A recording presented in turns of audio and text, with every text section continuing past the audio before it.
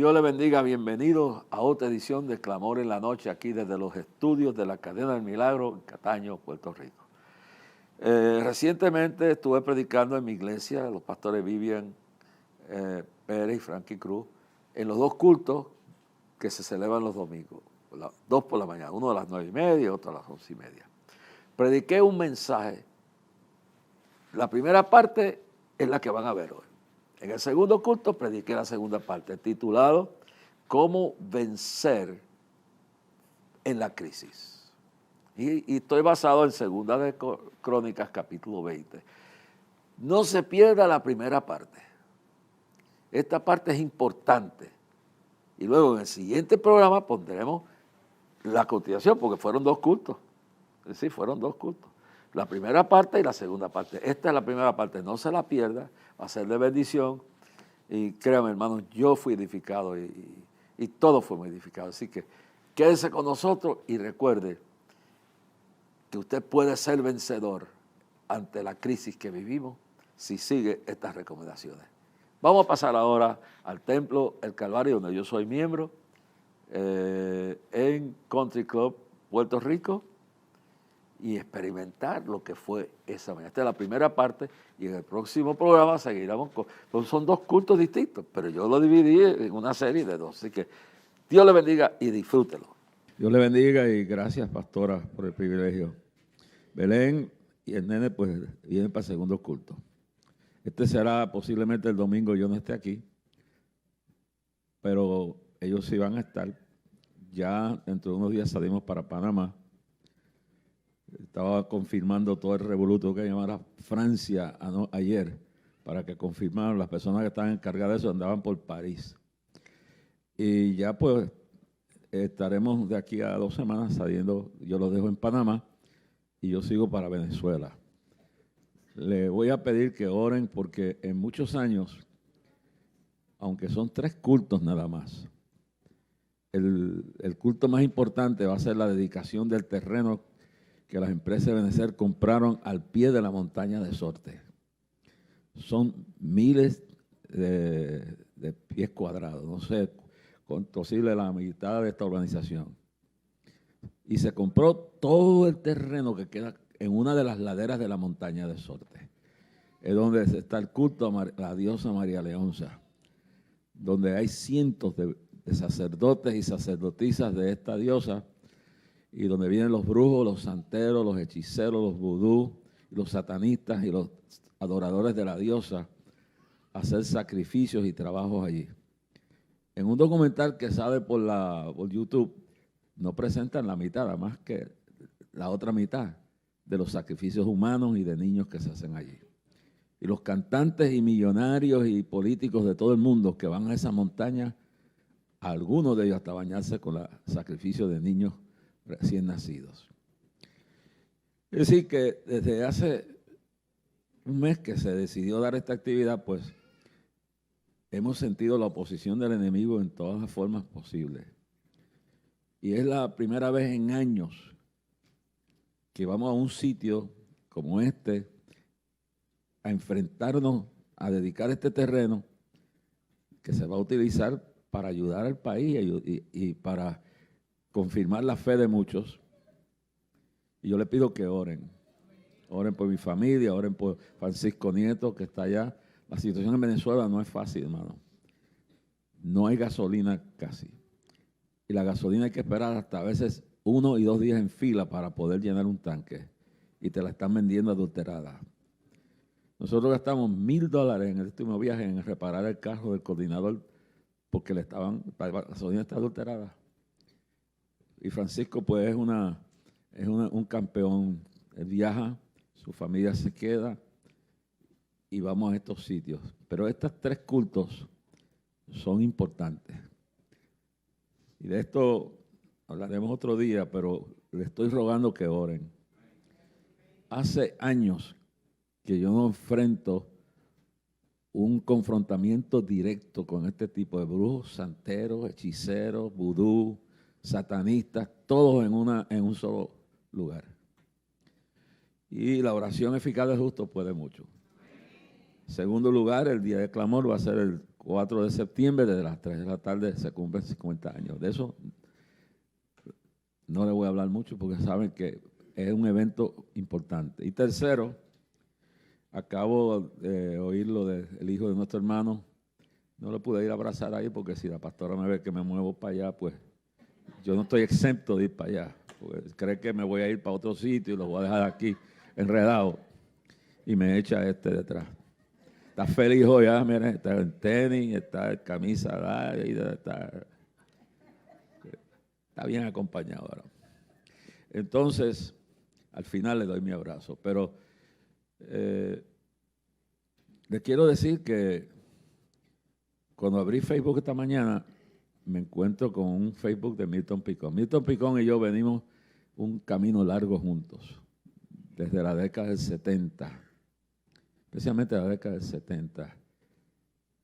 Fuimos pioneros en todas estas luchas que han habido aquí por los valores y las familias, contra la pornografía.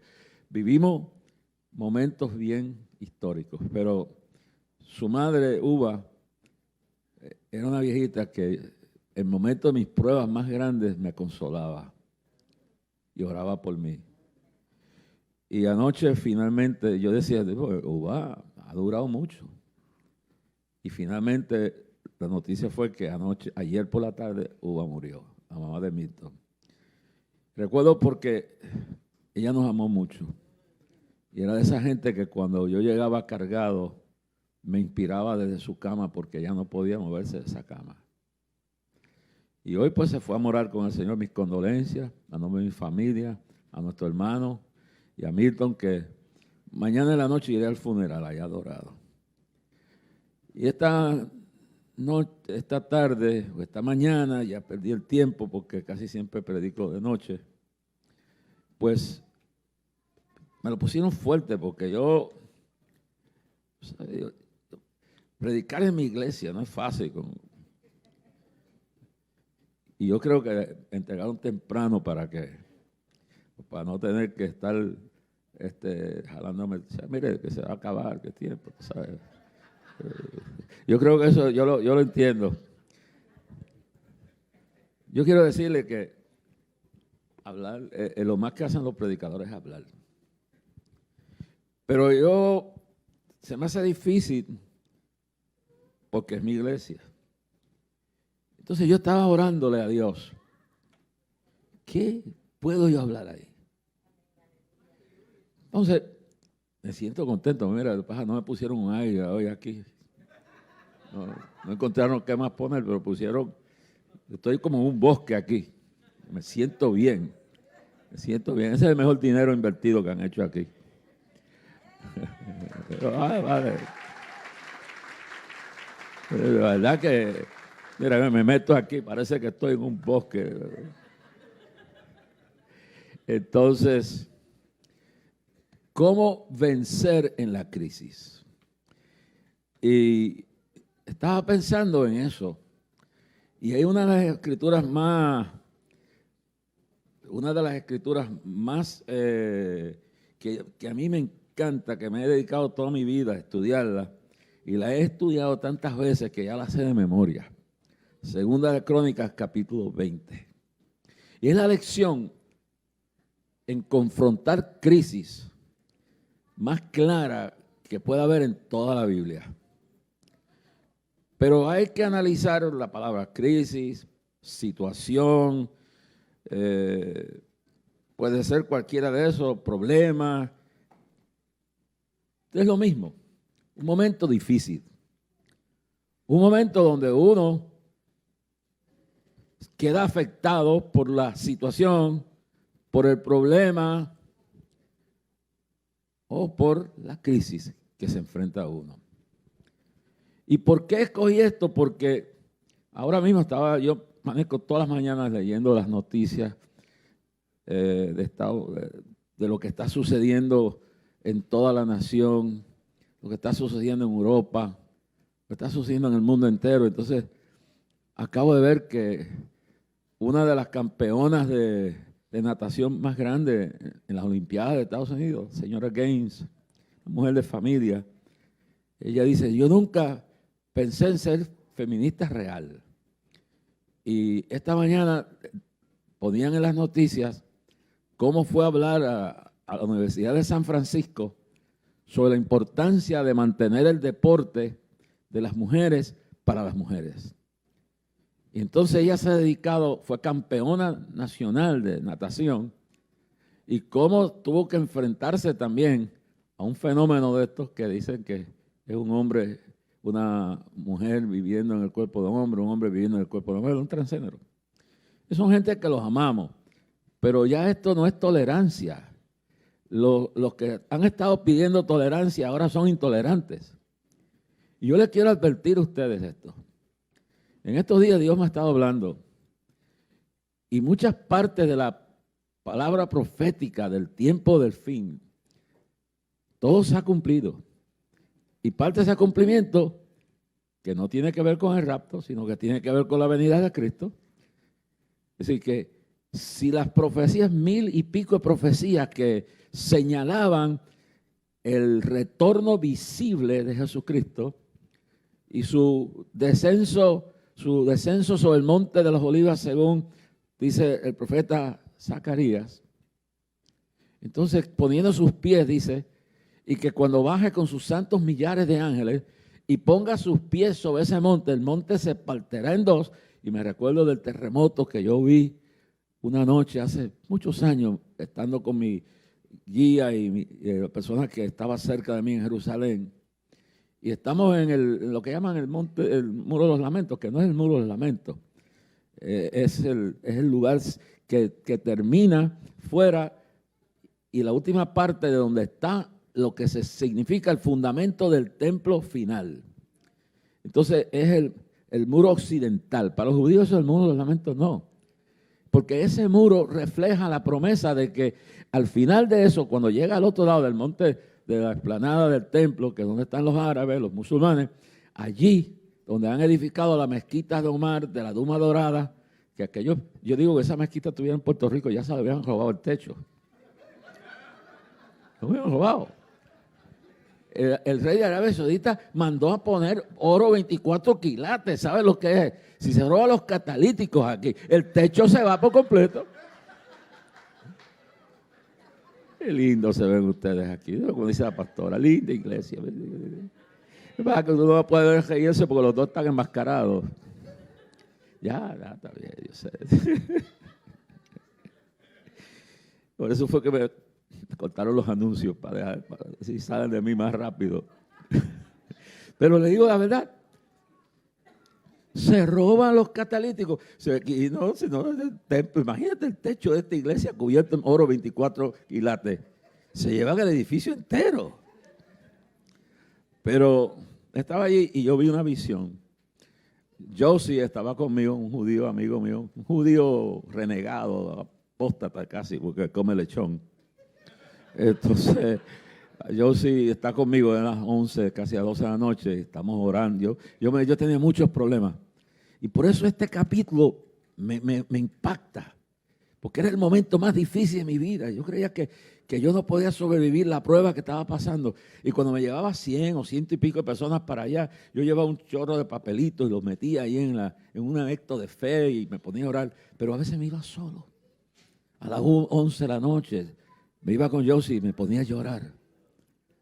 Y me ponía a llorar allí y a reclamarle a Dios y decir, así, Dios mío, yo no puedo ya más con esta situación. Esta crisis que tengo me tiene loco.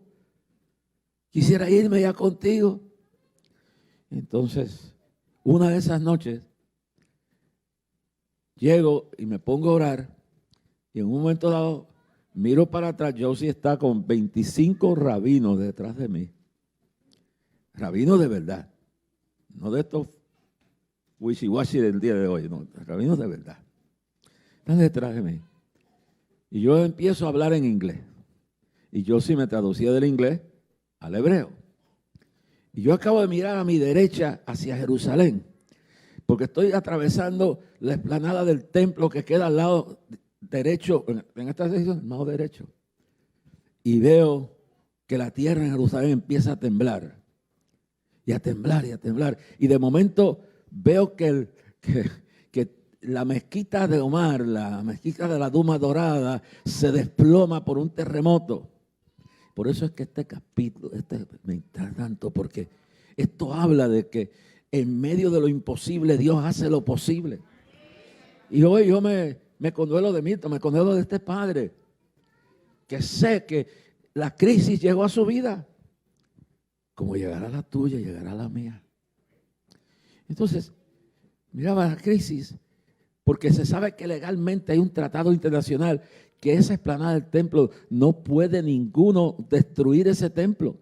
Los judíos radicales han tratado de sabotearlo, de hacer. Y yo estuve allí hace muchos años en la explanada del templo, la primera vez que fui, y nos paramos en la escalinata del templo ese. Yo bajé la última vez que lo permitieron a la roca donde se dice que Abraham fue a sacrificar a su hijo y donde se fue, levantó Mahoma y no sé qué. Después no permitieron que nadie bajara allá, pero ese día yo le dije, hermano, vamos a levantar las manos al cielo y adoramos a Dios que estamos en la tierra prometida. Y empezaron un loco trepado en un árbol por allá. Se quieren robar el templo. Empezó a insultar y yo, baja las manos que nos van a matar aquí. Pero ese día no se puede. No puede el gobierno de Israel destruir ese templo. Si se forma, ¿usted no se ha dado cuenta que con Ramadán se formaron en la fiesta de ellos, hubieron motines allí y todo? Dios, cuando tú te encuentres frente a un imposible, Dios es el Dios que resuelve los imposibles.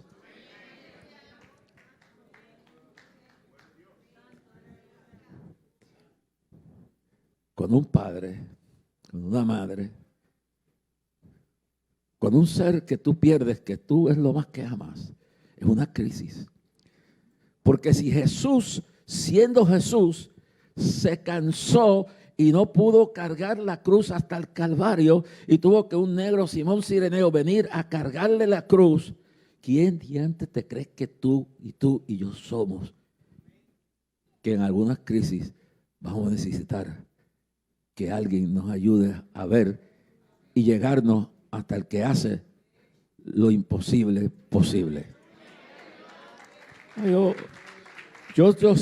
vi cómo la tierra temblaba y le decía en inglés, there's an earthquake coming, y yo ciertamente al hebreo y ellos decían shalom y yo no sé qué, y gritaban aquellos 25 rabinos que estaban detrás de mí y yo lo único que entendía era shalom, no entendía más nada de lo que estaban diciendo y aleluya que decían. Y entonces dije, porque el templo, esa mezquita no la tocará hombre. Esa mezquita, quien meterá su mano es Dios. El problema es cuando el ser humano, cuando el creyente, eso nos pasa a todos, me incluyo a mí. Cuando hay un imposible y tú te quieres inconscientemente convertir en Dios y quieres resolver el problema que tú no sabes cómo resolver, que tú no lo entiendes, y lo que hace es que daña la situación. Entonces, no va a ser gobierno, no va a ser ningún terrorista, sino Dios mismo lo va a tumbar. ¿Y quién le va a decir a Dios que no lo puede hacer? De Jehová es la tierra y su plenitud, el mundo y los que en él habitan.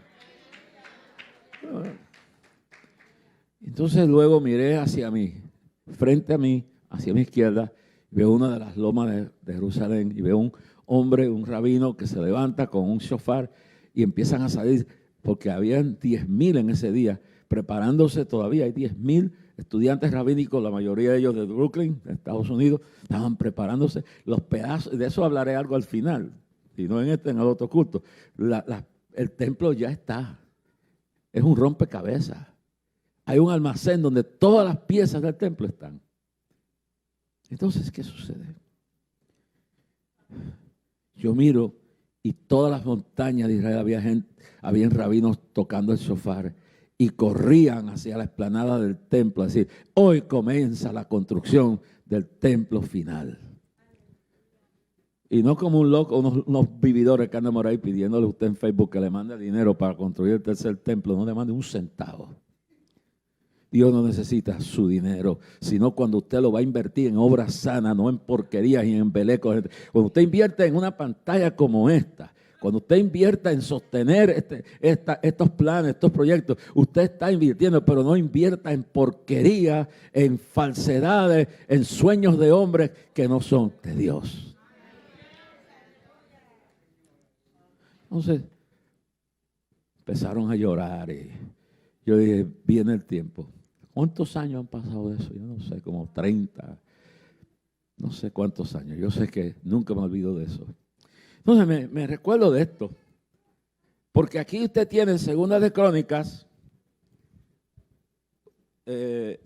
un tiempo específico, y hoy, cuando yo oigo lo de esta señora Gaines, que fue a hablar a la Universidad de San Francisco, y solamente por decir que había que cuidar el deporte de las mujeres, la encerraron en un cuarto, ella dice, un hombre vestido de mujer, porque eso es lo que es.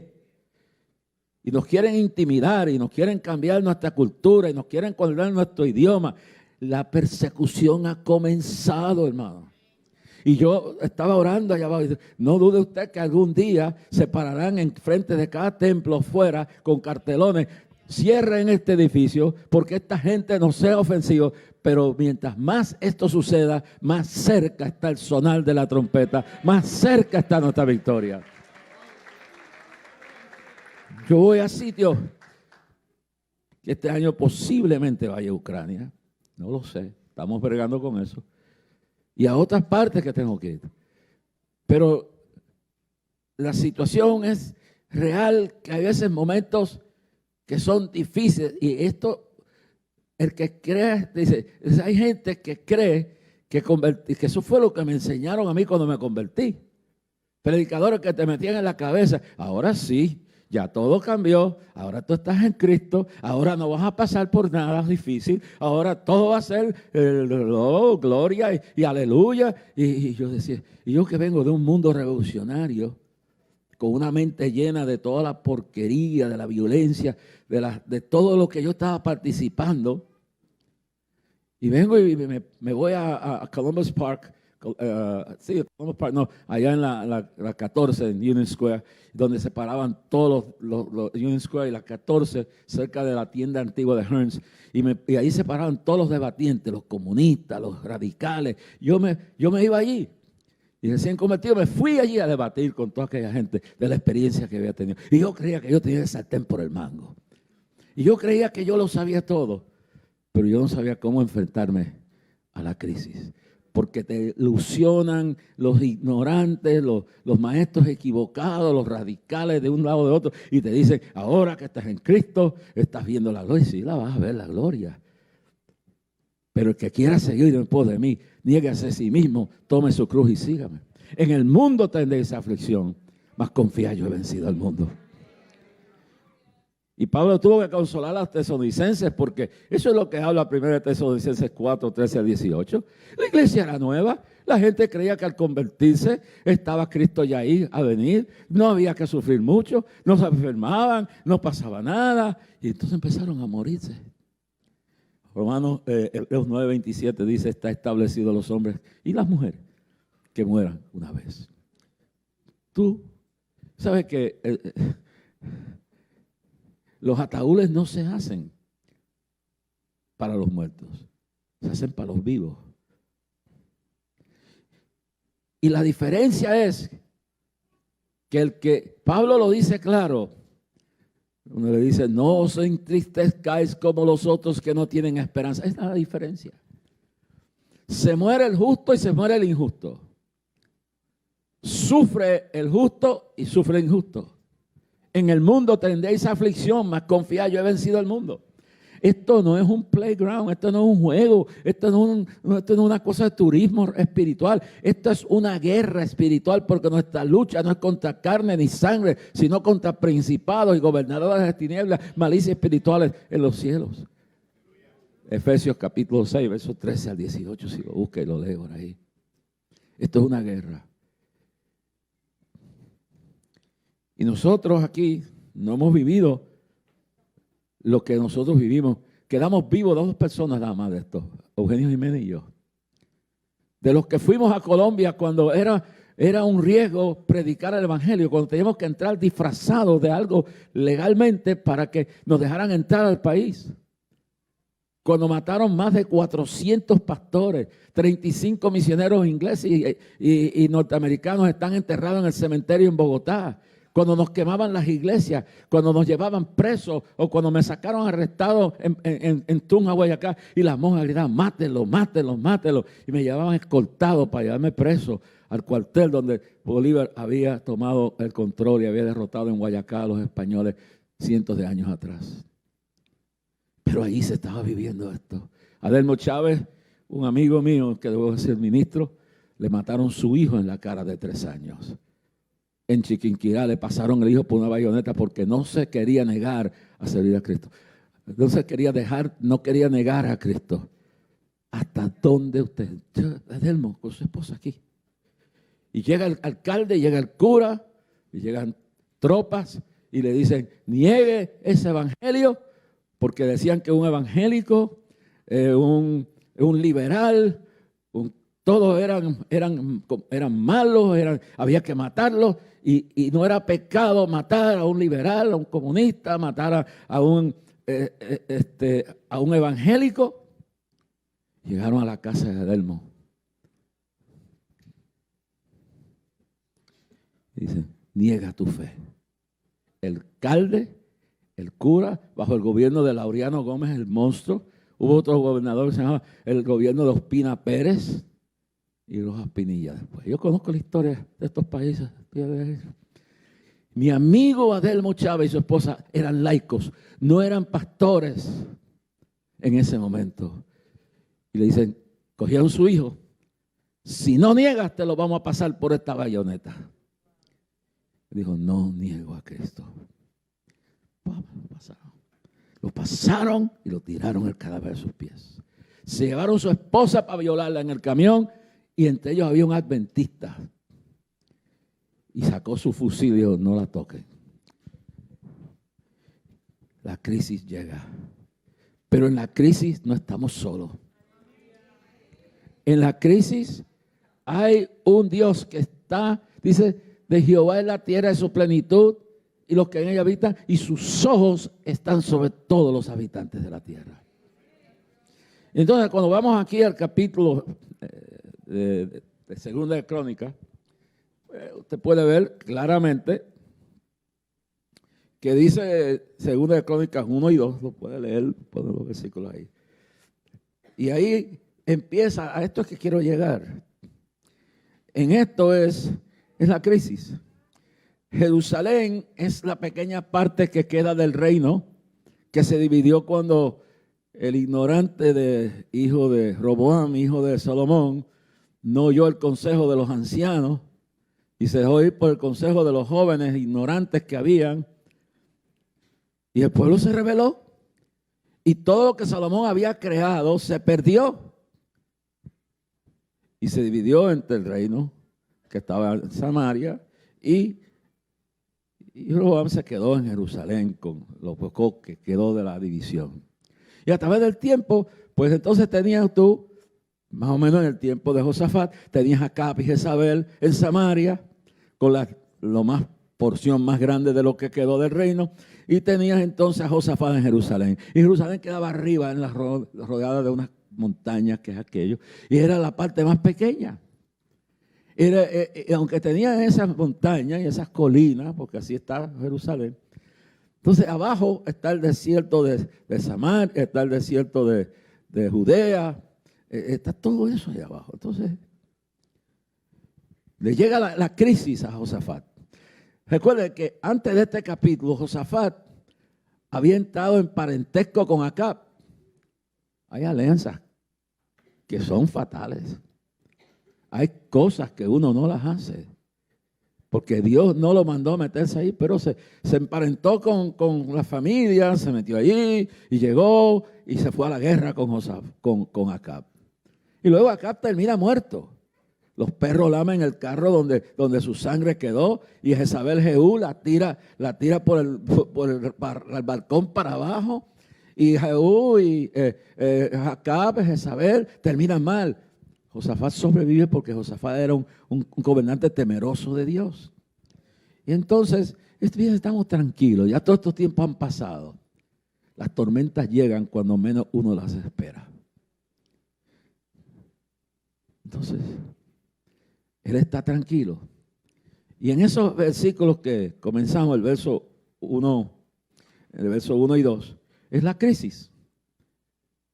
Puede una crisis ser nacional, puede ser individual, puede ser familiar, puede ser en la iglesia, como está pasando en Nigeria, que los están persiguiendo como mosca, como nos estaban persiguiendo en Colombia, que murieron más de 400 pastores y quemaron cientos de iglesias, y que para ser cristiano había que ser como la hermana Eneida, la esposa del pastor de la Asamblea de Dios en Cali, que cuando estábamos predicando llegó las tropas de la policía y empezaron a la tarima, que era una porquería, esto es un lujo aquí. Yo tenía una tarimita con unos pedazos de madera que cabíamos 2 personas y una bombilla como de 500 vatios, y la policía me pidieron a mí que la arrancara, y yo, arránquelo usted, y el ignorante agarró la bombilla y se quemó la mano. Yo no tuve nada que ver con eso. Me tumbaron la tarima completa. La que era mi esposa, que estaba viva, estaba allí. Nos pegaron macanas aquí en el pecho. Y Eneida de González, esposa del pastor, estaba embarazada 9 meses y ella cae al piso y los policías le están dando con la culata del rifle. La crisis le llegó y Eneida decía: Cristo te ama, Cristo te ama. Yo nunca he visto una persona como esa. Y la gente siendo golpeada. Y yo, como había venido de ese ambiente revolucionario, le dije al pueblo: vamos a protestar y vámonos de aquí. Y 1,500 personas me siguieron por todas las avenidas, empezaron a unirse estudiantes, íbamos hacia el Senado a pedir protección. Yo era un extranjero. Mi coordinador Marco Fidel, que luego murió de los golpes que recibió, se lo llevaron en una perrera. Y yo lo miraba por la ventanita: vete que después te vamos a buscar. Todo eso. Tiene las macanas aquí en el pecho. Yo le quiero decir, entonces llega la crisis, cuando uno menos lo espera. Estábamos predicando en el parque los estudiantes en Cali. La gente se estaba convirtiendo. Y el arzobispo mandaban en ese tiempo: saquen a esa gente de ahí. Cuando Jerusalén, la iglesia se atascó y no quería salir de Jerusalén, Dios permitió la persecución. Y le digo: así dice el Señor. Ya la persecución comenzó en Estados Unidos, ya la persecución comenzó en Canadá, hay pastores presos, y esa persecución viene hacia esta isla, y la única iglesia que sobrevivirá será la iglesia que entienda cómo enfrentar su situación, su problema, la crisis, la adversidad, y que entienda que la Biblia dice bien claro: nuestras armas no son carnales, sino poderosas en Dios para derribar fortalezas y traer cautivo todo pensamiento a la obediencia a Dios. Mira, aquí lo dice, viéndolo. Óyeme, tienen que orar por mí para que vea un poquito mejor, porque... Y acudieron algunos y dieron aviso. Aquí hay gente que trae buenas noticias, hay gente que, pero hay veces hay que traer las malas noticias. Decirle que viene persecución. Sí, hay persecución. Y le digo: así dice el Señor. Ya la persecución comenzó en Canadá, hay pastores presos. Viene hacia esta isla, y la única iglesia que sobrevivirá será la iglesia que entienda su situación, su problema, la crisis, la adversidad, y que entienda que la Biblia dice bien claro, no entienda cómo enfrentar. Y esa persecución comenzó en Estados Unidos. La gente se está convirtiendo. Estas armas no son carnales, sino poderosas en Dios para derribar fortalezas y traer cautivo todo. Viéndolo. Óyeme, tienen que orar por mí para que vea un poquito mejor, porque...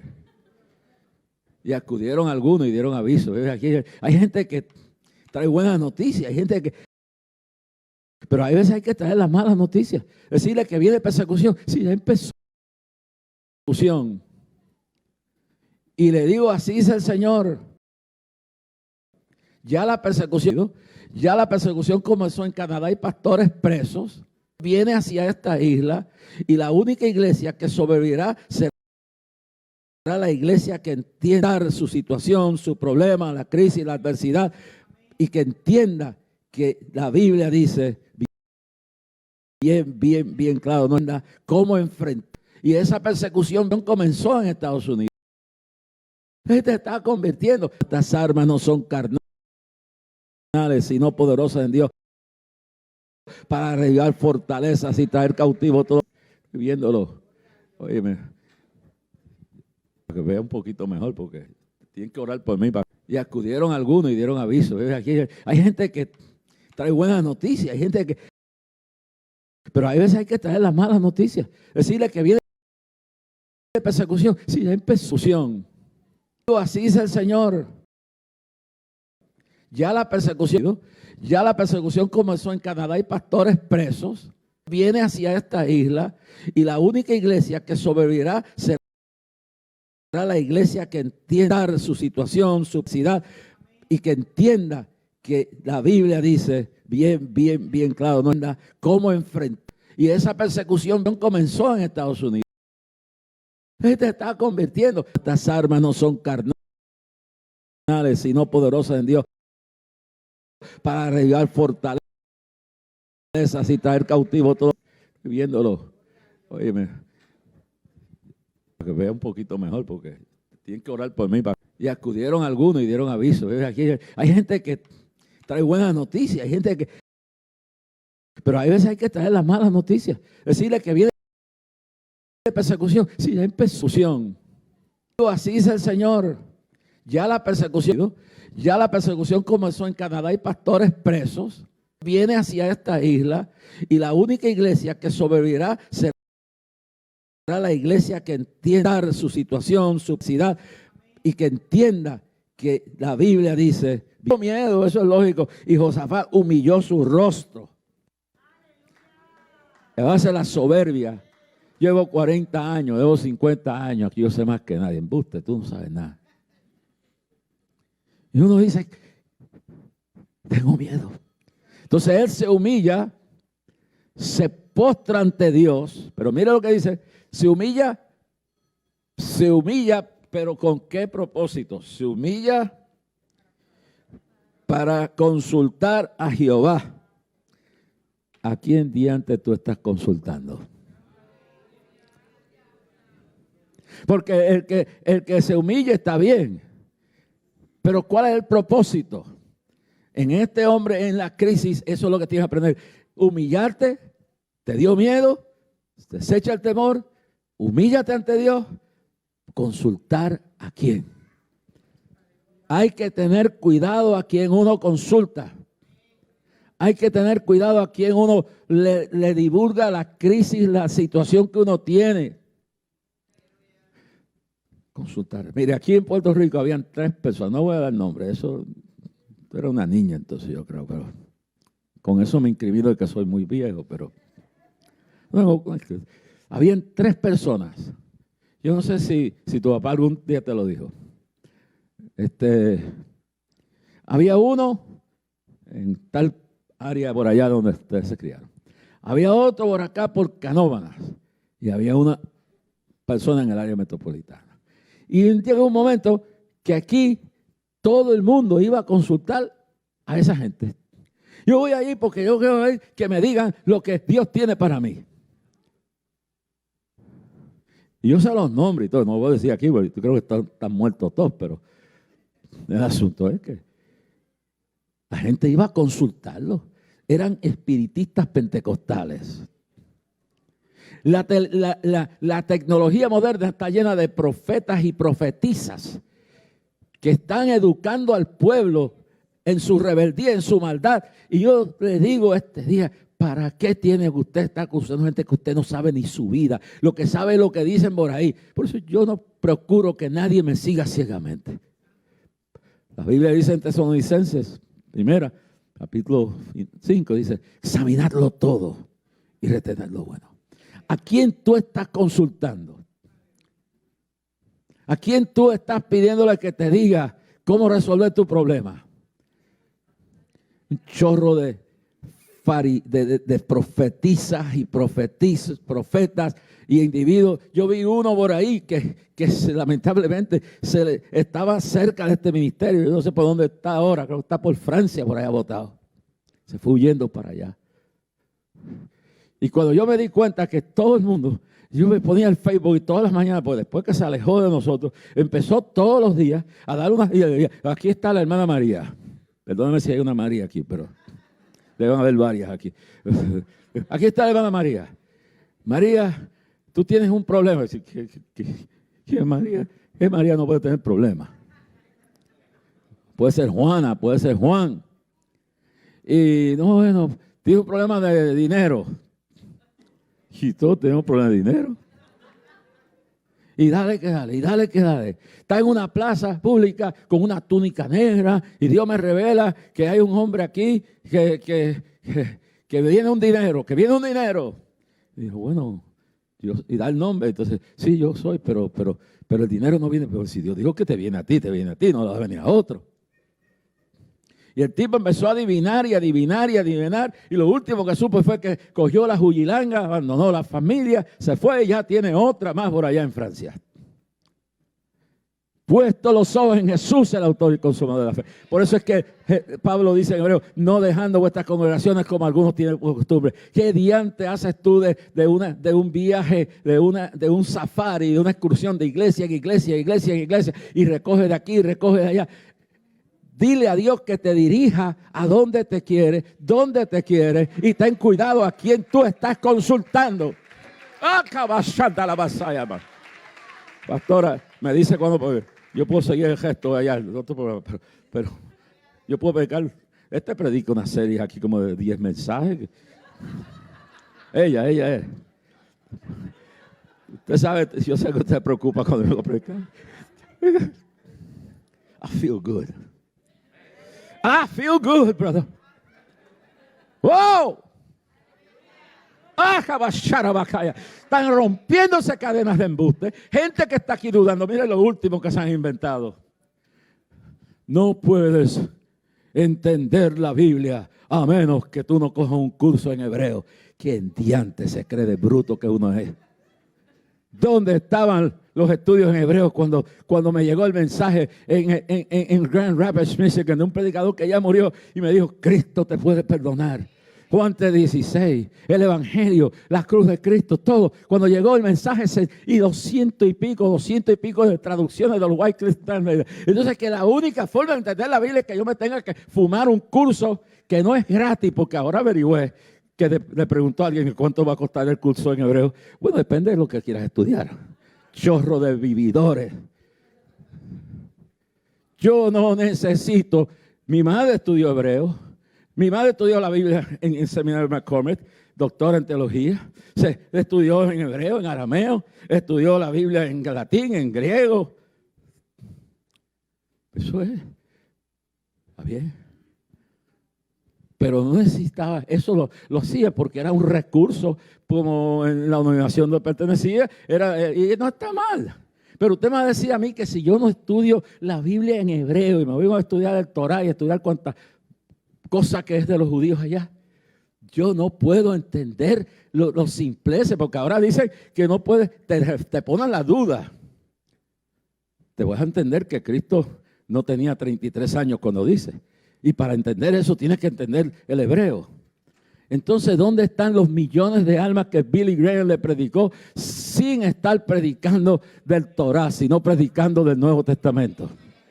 ¿Dónde están los 12 o 13 millones de almas en toda América Latina que vinieron a través de mi ministerio cuando yo simplemente lo que abría la palabra y predicaba que Cristo vino, que Cristo derramó su sangre por mí, que Cristo me salvó, que Cristo me transformó y millones vinieron a los pies de Cristo?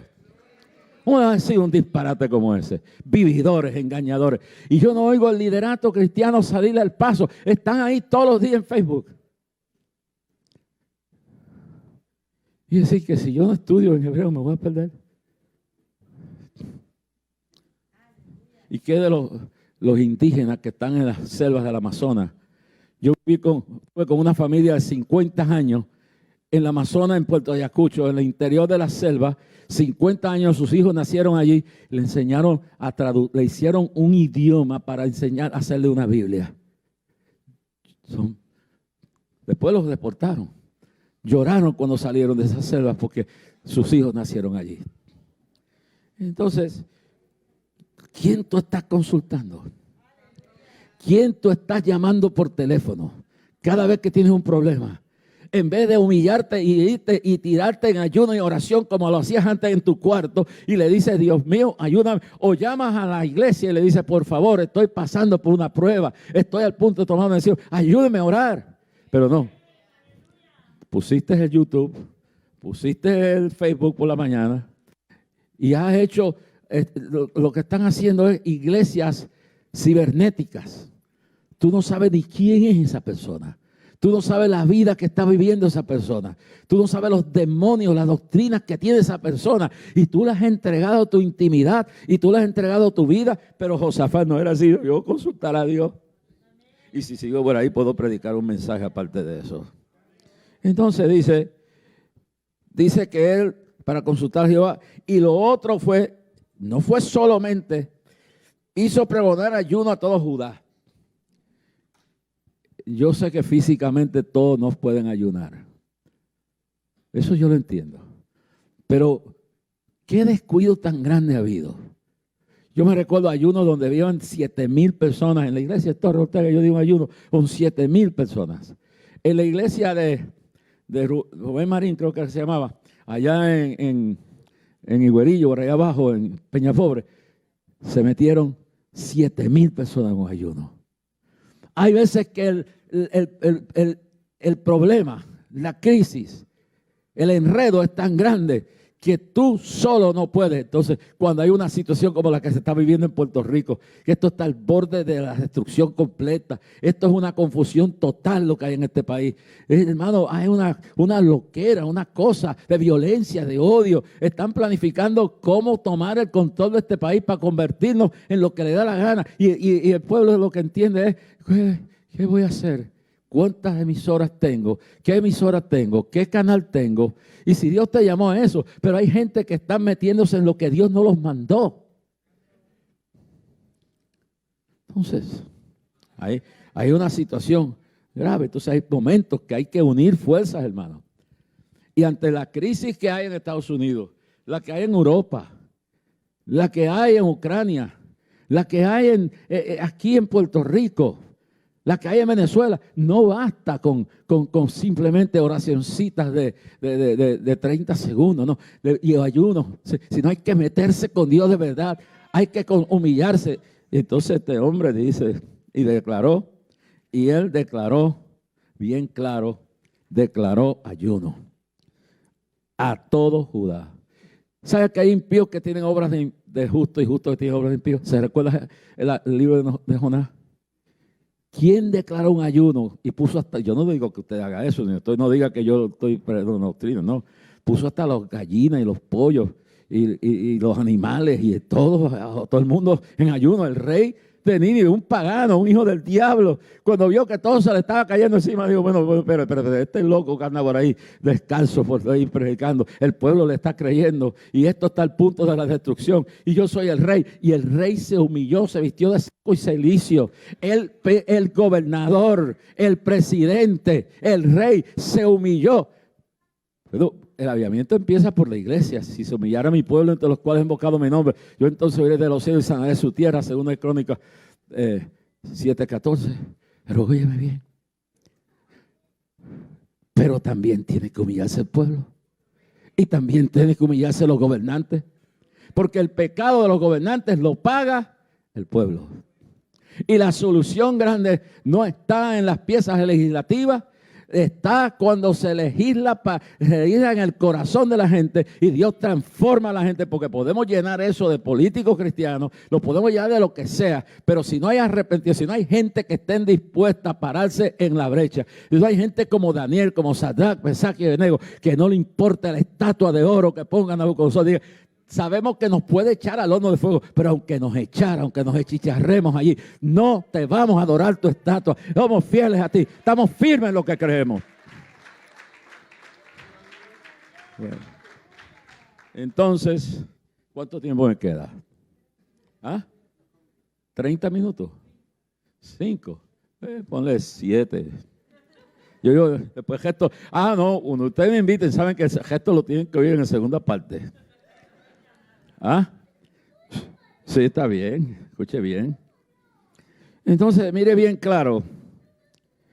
Entonces, se humilló consultar sobre la bendición. En el verso 5 al 6, reconoce la grandeza de Dios. Y con esto es muy importante, 5 y 6.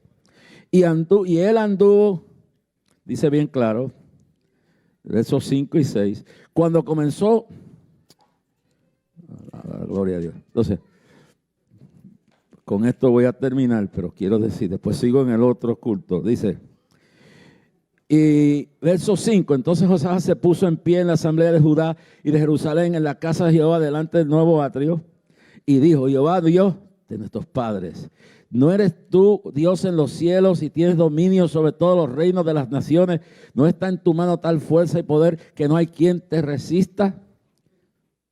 ¿Pero yo eso? Después que oró, después que se humilló, después que puso al pueblo a ayunar, dice en el verso 5 y 6 lo siguiente, ¿no eres tú Dios de los cielos y tienes dominio sobre todos los reinos de las naciones? ¿No está en tu mano tal fuerza y poder que no hay quien te resista? ¿No sería bueno empezar a creer en la grandeza de Dios? ¿No sería bueno que usted se llene esta noche, esta tarde, esta mañana del pensamiento? Dios es grande. Dios es poderoso. ¿Qué fue lo que le dijo Jesús a Pedro? Cuando dice, ¿quién dicen ustedes que soy? Allá en Cesarea de Filipo. Y Pedro dice, tú eres el Cristo, el Hijo del Dios viviente. Tú eres el Mesías, tú eres Dios. Y el Señor le dice a Pedro, no te lo juro carne ni sangre, sino mi Padre que está en los cielos. Y le dice, y tú eres Pedro, tú eres una roca pequeña, insignificante pero pequeña, pero sobre la roca de la revelación de mi divinidad, de que soy omnipresente, de que soy omnipotente, que soy omnisapiente, que soy todo amor, que soy todo justicia. Yo soy Dios. Y cuando tú reconoces la divinidad, cuando tú reconoces la realidad de que lo que dice sobre y sobre la roca edificaré mi iglesia. No sobre la roca de San Pedro ni el Papa, no la roca del concilio, de la organización, no la roca del individuo, de la persona que tú sigues, no, sobre la roca de que Cristo es el mismo ayer y por los siglos, que Él es omnipotente, que es omnipresente, que es omnisciente. Él tiene poder, Él tiene poder, Él tiene más poder que el diablo, Él tiene más poder que la tormenta, Él tiene más poder que el infierno. Y dice, sobre esta roca edificará mi iglesia y dice, y las puertas del infierno no prevalecerán contra la iglesia. Y dice, la iglesia no es este edificio. Este edificio se puede caer mañana y yo espero que no, pero ni hoy tampoco. Se puede caer. Todo esto se puede perder. Y termino con esto para seguir esto en el otro culto, para no tener que me bajen de aquí jalándome. Pero déjeme darle un round up a esto. Usted no sabe el peligro que usted me invita aquí. Y los demás quiere oír la segunda. Usted está viendo Netflix. ¿Cuántos días lleva usted viendo la serie de Netflix? Porque hay un montón de series ahí. ¿A usted no le importa, pues? Prenda la cosa de internet o quédese abajo para que oiga la parte segunda. Pero aquí dice, claro, dice, entiéndase claro, bien definidamente, que Dios tiene tal fuerza y poder que no hay quien le resista. Y aquí le doy la redondeja a este asunto.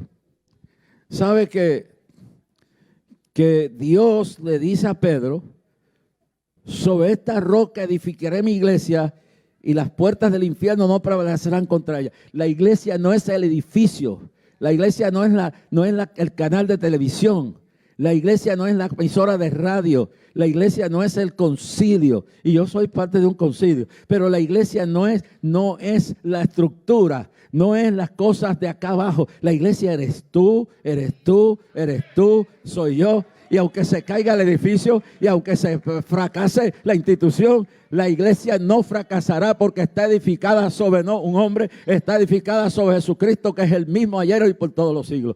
Ese es donde tú estás edificado. Y si te lees el capítulo 7 de Mateo, dice que el que edifica sobre la roca la roca que es Cristo. Vendrá lo que venga, pero tú serás vencedor. Póngase de pie conmigo. Entonces, hemos dado la primera parte de cómo enfrentar la crisis. Y ahora tú estás edificando sobre la roca. No sobre tu capacidad intelectual, no sobre tu valor económico o físico o político.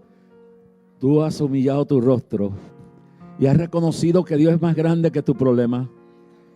Has reconocido que Dios es más poderoso que tu enemigo, que por un camino vendrá el diablo y se tendrá que ir por 7, que aunque la tierra tiemble, tenemos que cantar porque nuestro Dios es grande. Padre, en el nombre de Jesús, yo creo que aquí hay gente en el día de hoy que tú le estás tirando un salvavidas, que tú los estás consolando, que tú los estás fortaleciendo.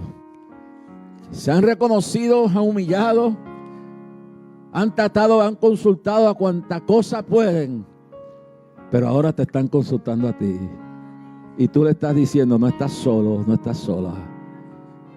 Y luego en la segunda parte abundaré más sobre lo que queda de esto. Pero yo creo que con lo que hemos tomado aquí es suficiente para enfrentar esta semana. Nos vienen difíciles momentos, pero no estamos solos. Gracias, Señor. Levante sus manos al cielo. Dígale, gracias, Señor. Gracias, Señor. Gracias, Señor.